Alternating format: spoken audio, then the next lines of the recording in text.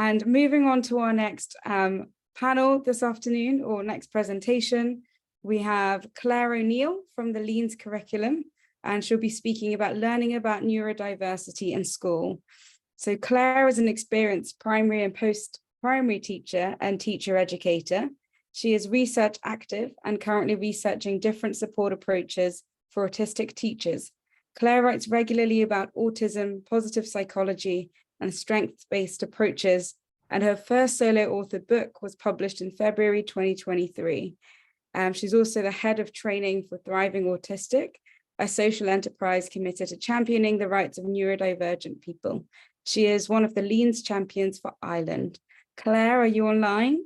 I am, I'm here. It's lovely to be here, Ethel. Thanks for that lovely introduction. So it's lovely to see everyone here. I can see a few familiar faces, which is great. And if you all bear with me, what I will do is I will start sharing my screen. I never get any quicker at this, but it's good to see my little presentation here anyway. Yeah, and I'll just move the tiles around and I'll just get into present mode.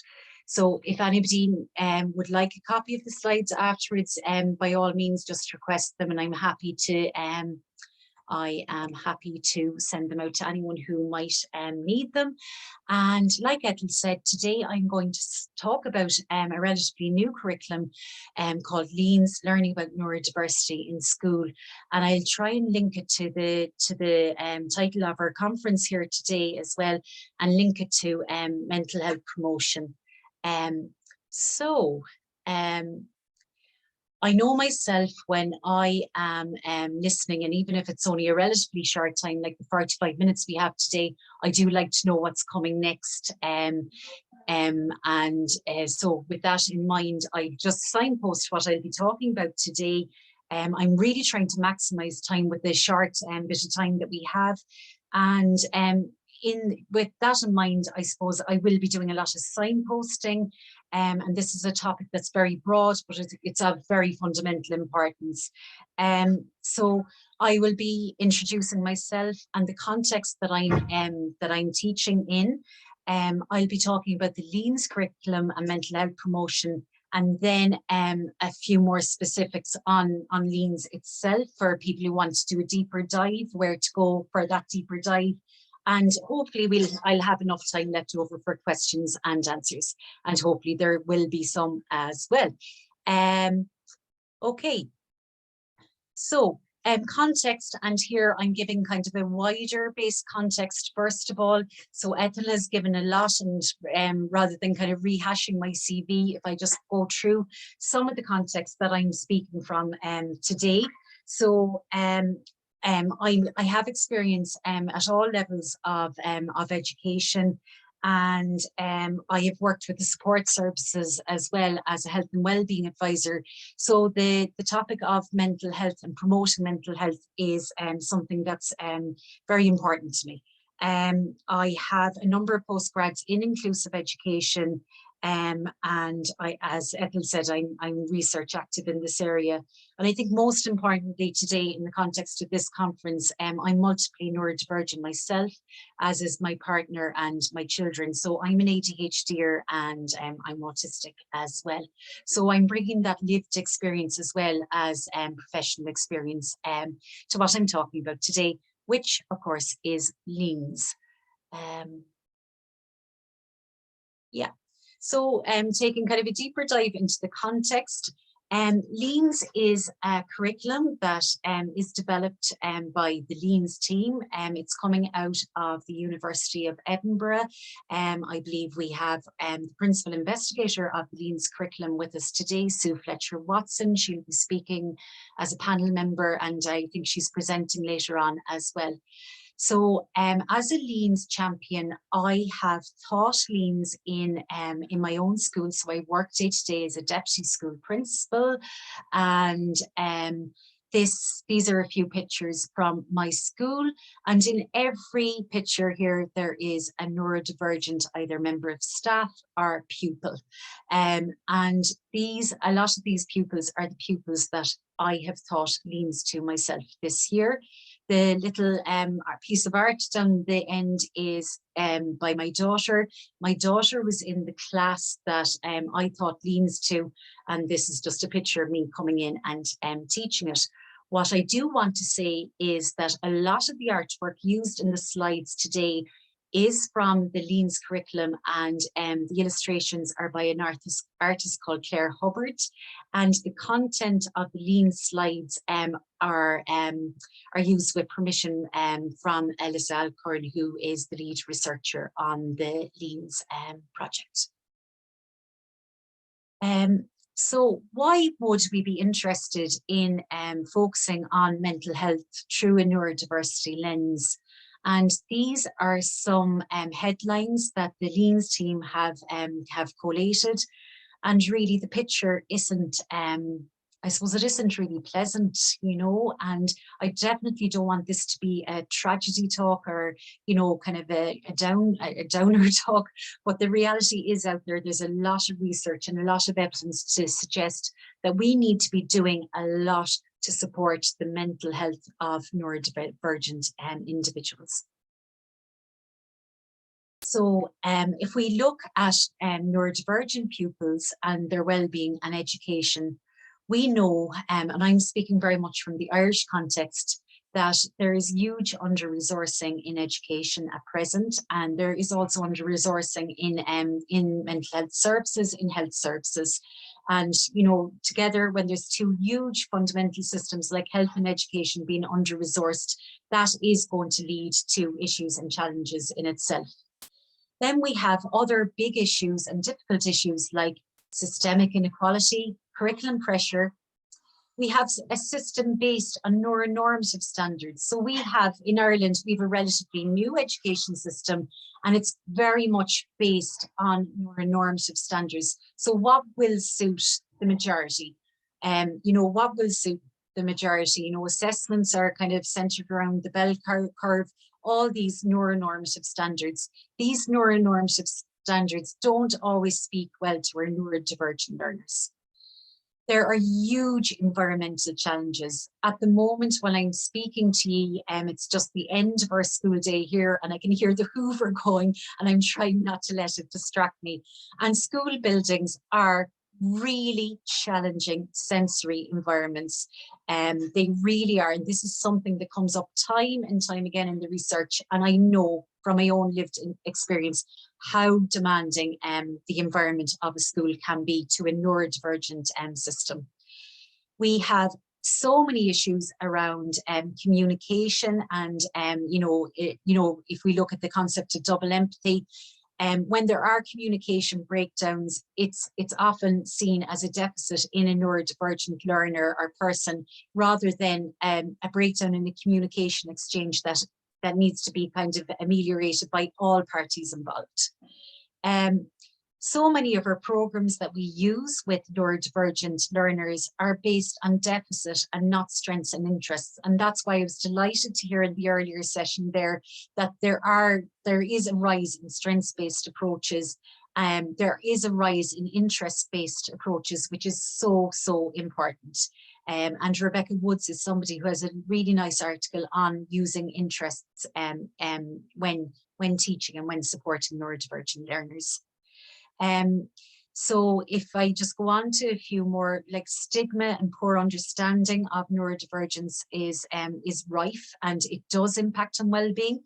And then kind of, I suppose, you know, minority stress, you know, if you are a neurodivergent individual, you are in a minority community, you are in a minority, and then that operates like other minority groups, and minority stress is an extra factor that we have to contend with in daily living. School avoidance being something that I would definitely see being on the rise, and sometimes the approaches that are taken to try and support or solve school avoidance aren't very nuanced to a neurodivergent experience and neurodivergent reasons for maybe avoiding school. So what can we do about this? In the Irish context, more generally, in some respects, we're actually quite fortunate, we're quite progressive in some respects when it comes to well-being and when it comes to physical health and mental health promotion. So we have a well-being policy statement document and framework for practice that should be ideally be enacted in most educational settings in Ireland. I suppose it has slowed down with other curriculum initiatives and priorities, and of course also COVID slowed the progress of this. But it is it's a good document. It's by no means perfect. I mean, physical activity kind of doesn't seem to feature in it, which would be a major kind of oversight, I would think.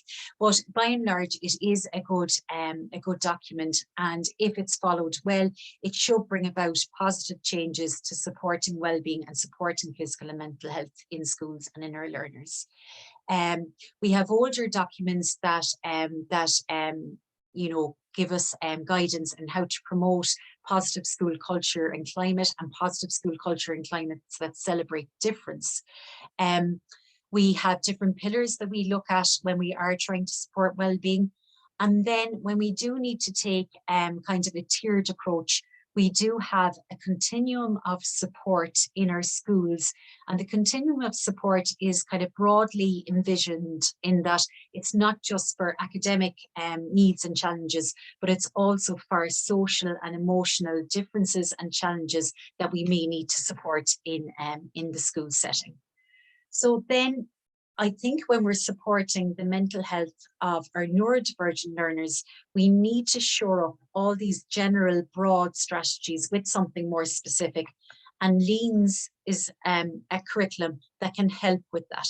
Now, LEANS is not a wellbeing curriculum, but what it is a neurodiversity curriculum that teaches children about neurodiversity. And in that, there are some really, really key messages. LEANS will tackle school culture and climate. So it's focusing on the environment. And what I like about that is it's focusing on outside the child issues and not localizing issues or challenges within the child, like some other approaches may do. So it's very much more in line with a neurodiversity paradigm rather than a kind of a pathologizing paradigm. And you know, that's one of many things that I really like about LEANS. So it has been shown in initial research on LEANS post delivery that it does help increase knowledge, and we know that increasing knowledge can really help in schools, even if it's a very short intervention. So that's one thing that LEANS does, and it's more nuanced and more directed towards our neurodivergent learners. So what is LEANS? You're probably wondering, yes, Claire, you're telling us a bit about LEANS, but what actually is it? Give us the nuts and bolts. And I suppose this slide talks to the nuts and bolts. So LEANS is a curriculum or a resource pack. It is a one-stop shop, and it is freely available to download from the LEANS website. And I have a link to that at the end of the slides. So this resource pack introduces neurodiversity. It is designed for mainstream primary classes. This is something else that I love. So it's designed to be used for a whole class. So it's not just the neurodivergent learners in your class that you do LEANS with. You do it with everyone in the class. And it's designed to be developed or to be taught by the class teacher, because the classroom teacher knows the children best.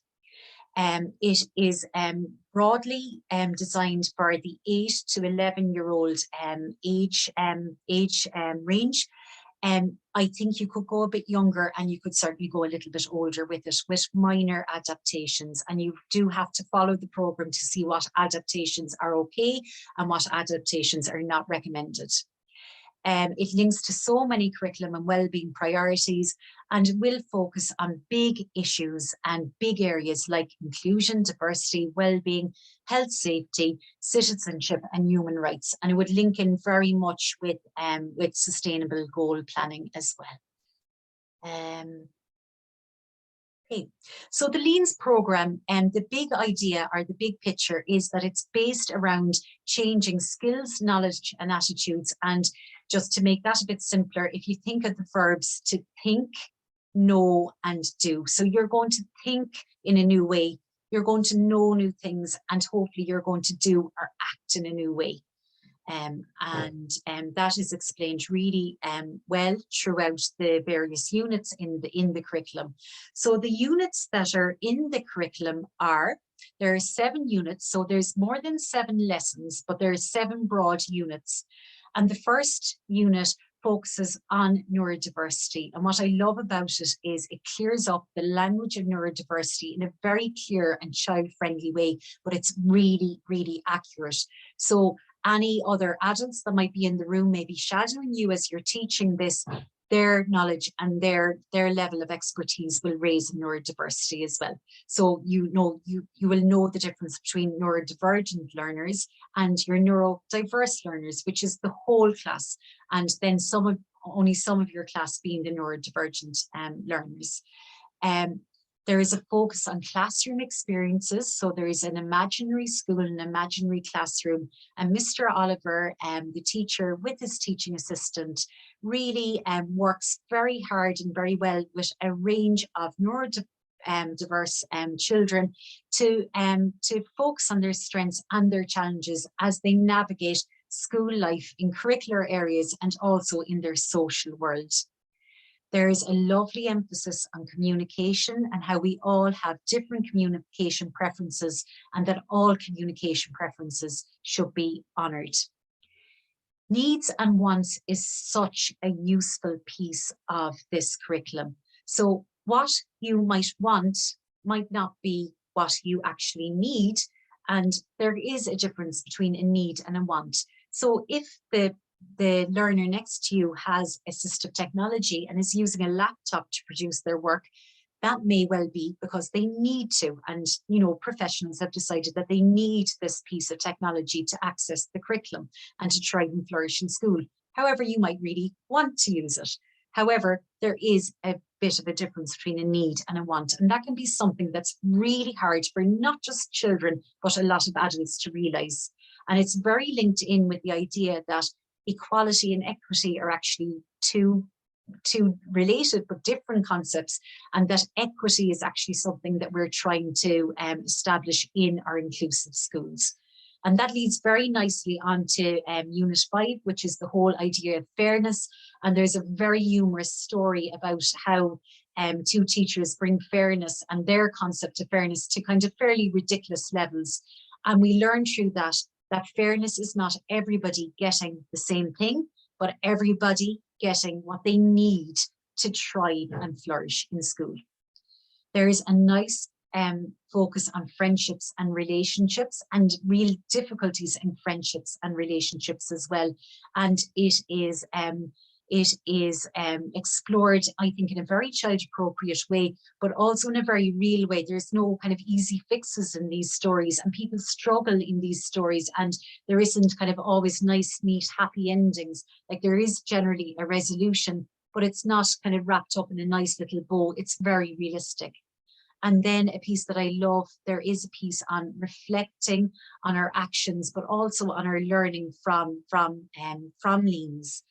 And just in my experience of teaching LEANS, what I can say is that it has been transformative for a lot of our 3rd and 4th class pupils. And in our 3rd and 4th class, we have a very neurodiverse group. So we have our core kind of neurotypical pupils, but we would have children with a wide range of neurodivergence. So we have our autistic pupils, our ADHDers, we have dyslexic pupils, DCDers, and probably more than that again, so we have a wide range of diversity in that classroom. So what I've noticed by teaching LEANS to this class is how complementary LEANS is with other wellbeing initiatives in our school. So say on Yard, we would try our very best to use restorative practices in our schools. They're by no means fully embedded, but it's something that we're trying to embed in our school. And what Leans has done is it has brought on the perspective taking of children to another level, which of course then helps our efforts to embed restorative practices. So it helps the children problem solve around conflict and negotiate difficult situations where harm has been caused. So it does help with the repair and recovery from those kind of areas of conflict. You know, it really helps the children understand where other children may be coming from and why they might have certain supports in school that they don't have themselves. I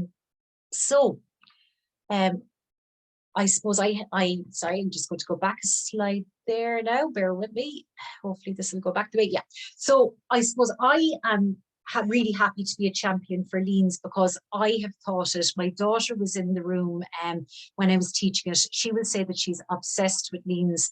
The children didn't want the program to end, and they actually asked me to ask Alyssa to write more stories because they want the program to continue. And then I have my practical experience of that, and And also, I suppose, because I have done the champions training, I can see the level of work and the level of skill that has gone into the research design and the program design of Leans. So it's really heartening for me as a neurodivergent person to see that this was a real participatory design process in real deep terms. The team itself was neurodiverse in that there was neurotypical and neurodivergent researchers and practitioners on the team. And the team was very much interdisciplinary. Really careful decision making was made at every step of the Leans process. An example being, you know, I think loads of ideas would have been thrown on the table in initial stages, and very careful decisions were made about what to include and what not to include. And like a central tenet of the decision making was to try and do one thing really well when Leans was being developed. And I think they have achieved this. There was deep and ongoing and iterative consultation and evaluation throughout the project design and development, and feasibility, accessibility, safety and impact were all key considerations. The initial findings from post implementation research is that the implementing Leans is very feasible. It's a very safe curriculum, and that it does affect positive changes in schools towards positive culture and climate, inclusive culture, celebration of difference, and neurodivergent children feeling seen and feeling like they belong in schools, which is really good to know. So if you're curious to know more about Leans, because all I'm doing is giving a smattering here, and I am leaving time for a good bit of time for questions and answers. But what I would say is, you know, here's the Leans research team, here's the participatory design team. And if you do want more information, the website is fabulous, and the website is available here. And sorry, I'll just go back there. Sorry, I'm a bit trigger happy with my slides here. So the website is fabulous, and there's frequently asked questions on it. There is information packs for parents, and they're more so for parents who might be seeing Leans and kind of going, I wish my child's school was doing this. They have information for parents to share with schools, so schools might be more inclined to take it on. There is more on the research around Leans if people are interested in research. There are recordings of webinars and articles. It's actually a fabulous website, and it's pretty easy to navigate. For a school who might be considering taking on Leans, there's fabulous resources, including what I really like is there's kind of a very short reflective document, because not every school will be in a place to take on Leans. You don't have to be experts in neurodiversity by any stretch of the imagination to take on Leans, but you probably do have to have a certain base level in terms of in terms of more kind of attitude and kind of desire for change and a desire to change, to embed a neurodiversity affirmative approach in your school. And there is an evaluative or reflective document on the Leans website to see how ready your school might be for Leans, which is really handy, I think. There's a bit more information about the research team, which is really good. Yeah, and of course, all the content of the Leans curriculum is there to look at and to download. So more recently, a number of us trained as Leans champions. It would have been earlier in the school year. And there is Leans teams, regional teams of champions available to help schools that are thinking of setting up Leans. What I will say is that all the champions are volunteers, and you know, we are there to kind of you know, to kind of support in a reactive sense, so to kind of answer questions and emails. And then in a proactive sense, I suppose, like what I'm doing today in delivering a little bit of information and my own experience of teaching Leans. So all our contact details are available on the Leans website.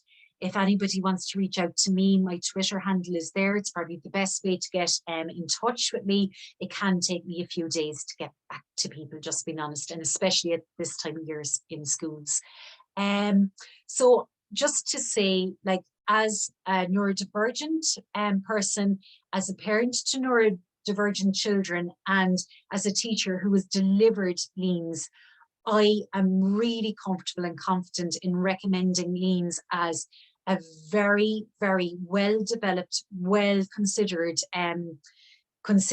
resource to help your school become more aware of the neurodiversity paradigm, to help your neurodivergent young people with their mental health and with their well-being. And also, like, in real practical terms, there is no big preparation on the part of teachers in taking on Leans. I think your attitude and your motivation to take on Leans is the big thing. The children will absolutely love it, and they will absolutely love it. So that's really all I want to say, and I purposefully left a good bit of time for questions, because you know, I hope that there will be questions, and I hope that I can just make the Leans picture a bit clearer for anyone who is curious. So what I will do now is I will stop my share, and if anybody does want a copy of the slides, just let me know, or if that can be arranged through the conference organisers, we'll sort something out. And I am just going to stop my share now and see if there's any questions. Well, thank you so much for that, Claire. And you definitely have a lot of questions that have come up. Oh, well, yeah, yeah. Well, thank you so much for an insightful perspective, I guess, from all the different identities you've shared as well, being co-neurodivergent, but also a parent and a teacher within the school system, and being somebody who's participated and a champion of Leans. Yeah, really insightful to hear from that. I'll jump into some of the questions. Brilliant, thanks, Edith. We do have lots of people who've asked for the slides. Perfect. So what we do is ask for you to share them with us, and we can share with all the people who've registered, if that's okay. That works for me. I hope I'm not giving you extra work, but that works for me. Perfect. So just starting from the top then, we have a question from Mr. Shmuel Yerushalmi, which is, what do you think about the possibility of integrating disabled peoples and peoples with mental health problems in the profession of teacher? Thank you. I would be very passionate about that idea, and I think also we have to be very careful and learn from previous examples and previous research in this space. So I think teaching is such a privileged position. I feel so lucky to be a teacher, and as a disabled person myself, I know that I'm only still teaching because I have been very lucky in the colleagues that I've had throughout the years. I'm teaching over 25 years now, and the school settings that I've been in, at times it has been challenging.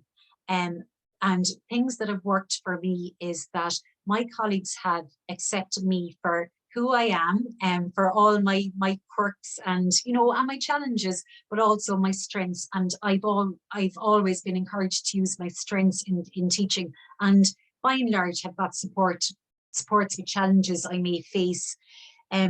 So with that, I have never felt like I've had to be a role model for other disabled or neurodivergent people in school. That's never been put on me. If I've ever kind of dipped into that role, that's something I've wished to do. So that expectation has never been there of me. And I think that's really important if you do have a person on your teaching staff who may suffer from mental illness, or who is disabled, that just because they are there doesn't mean that they're going to be the role model. And we know from previous research, by and large in America, where teachers from minority groups were taken on board, by and large, to be in a role model space, that can be problematic, because it can very quickly lead to burnout or a really big feeling of obligation and responsibility. And if you're not getting a lot of support in that kind of role, that's a really tough place to be. So to kind of try and summarize what I'm saying here, really big in favor of all kinds of human expression being seen in teaching. We need more of that, and the correct supports need to be there for teachers from minority backgrounds, be whatever they are, to thrive and flourish and be able to feel like they can be authentically real in their roles and not mask or not try and take on these neuronormative kind of ideas of what a teacher should be. Sure, thank you so much for that, Claire. And then we have two questions which relate to each other. So the first one being, is Leans available in Irish? And then are people able to deliver training workshops in Gaelic as well? Mm-hmm. And I think that's from Chiara, who's saying she's looking at building a resource for Gaelic resources. That's a really good question, and I'm delighted that was asked. So a call went out very recently about from the Leans team, looking for people who were interested in translating Leans into other subjects. And I know I have had expressions of interest from colleagues actually who would be willing and able to do that translation.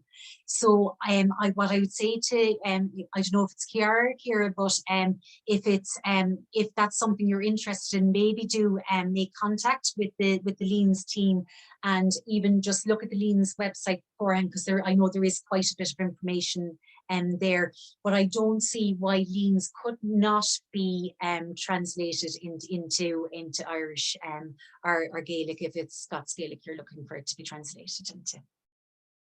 Cool, thank you for that. And then is the Leans going to be available internationally?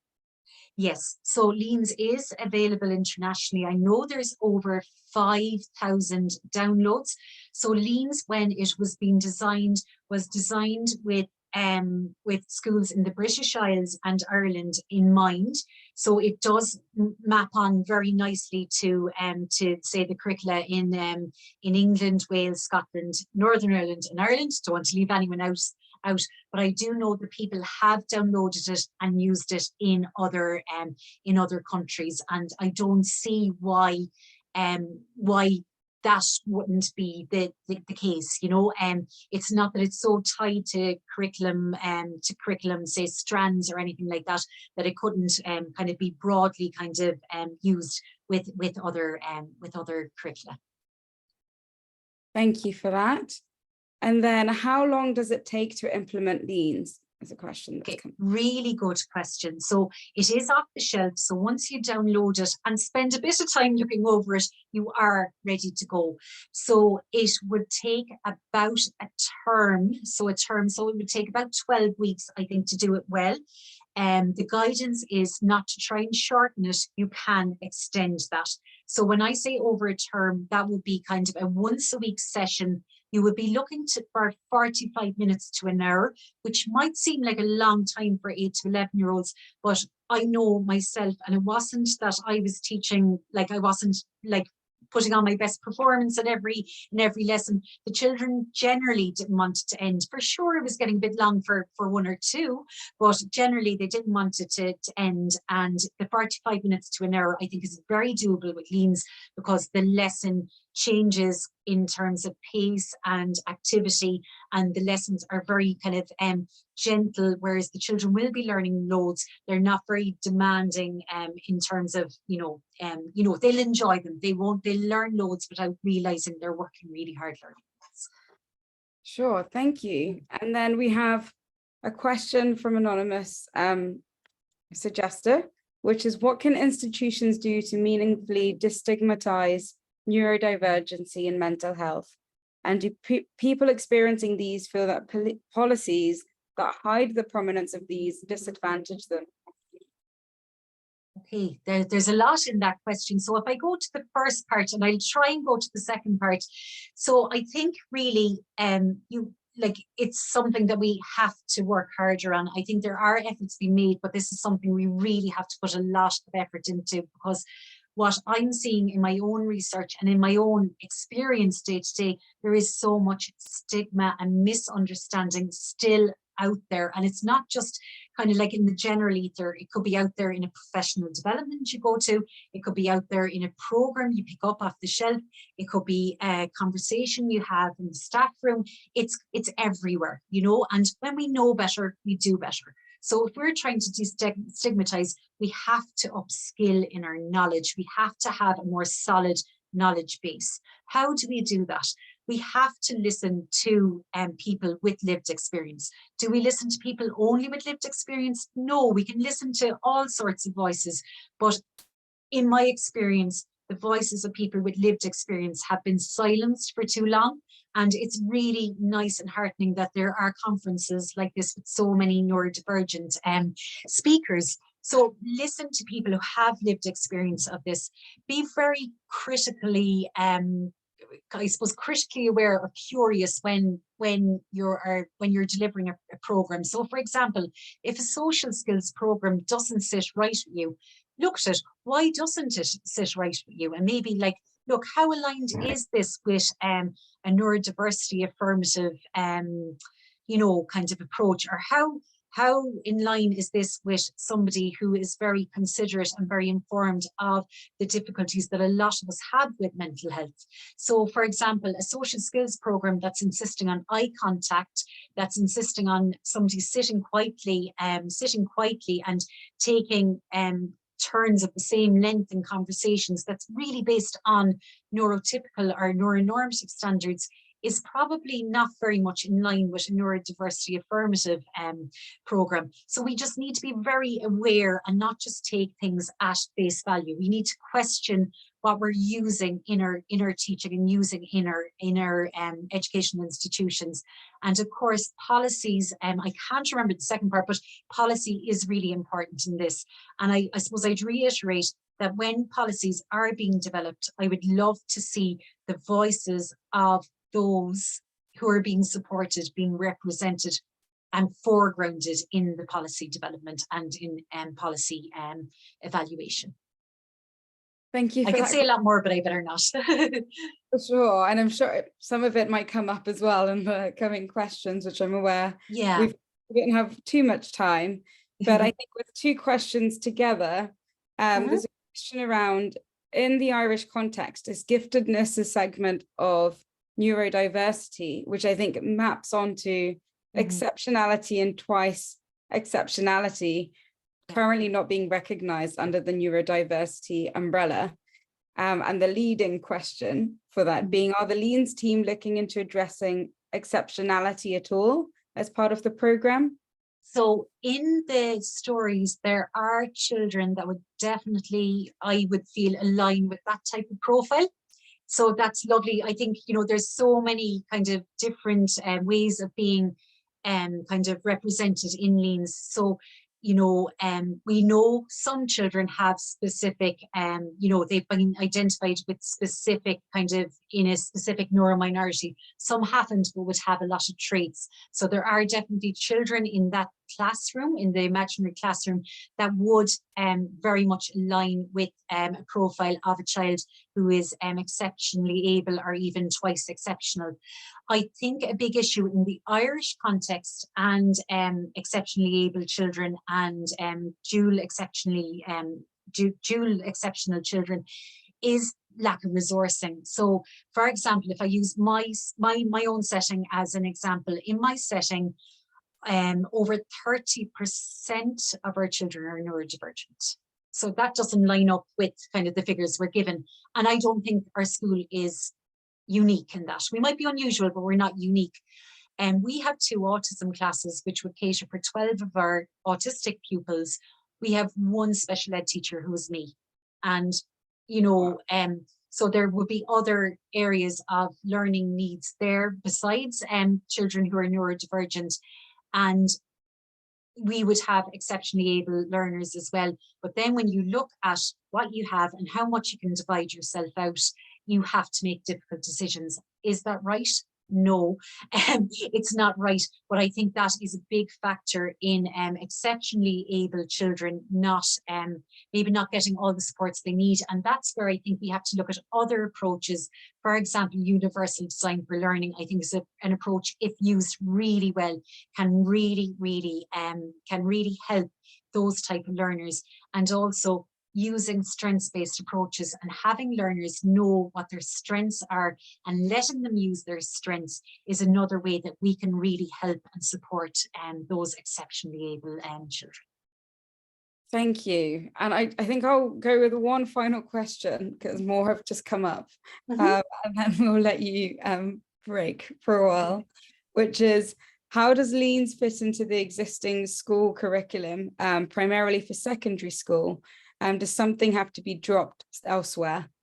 Really good question again. And I'd say that I would say that's coming from a teacher because it's such a practical question. So LEANS currently isn't specifically designed for post-primary. And I know that's something that the LEANS team were looking at, and I know there's no more specific information at the moment. It's kind of a watch this space kind of situation, I believe. So I think it can be adapted for the younger end of a post-primary school. And where I would see that very much fitting in with the curriculum is the well-being hours that post-primary schools have been given. So it's not necessarily that you're dropping something, but you're making a decision. Are our well-being priorities, would LEANS address our well-being priorities better than, say, whatever, if it's wired for well-being, or, you know, whatever other well-being program you might want to use. So it's about priorities really, and individual school context. Cool. Thank you so much, Claire, for your presentation, your time. And I think the chat has more comments for you to read once you come off. But yeah, Thank just you. take a moment to say thank you so much for. And Edith, thank you so much for bringing those questions together for me. It made it so much easier. And thank you to everyone who listened and asked those brilliant questions. Thanks a million. I'll see you later again. Thank you so much, Claire. Thank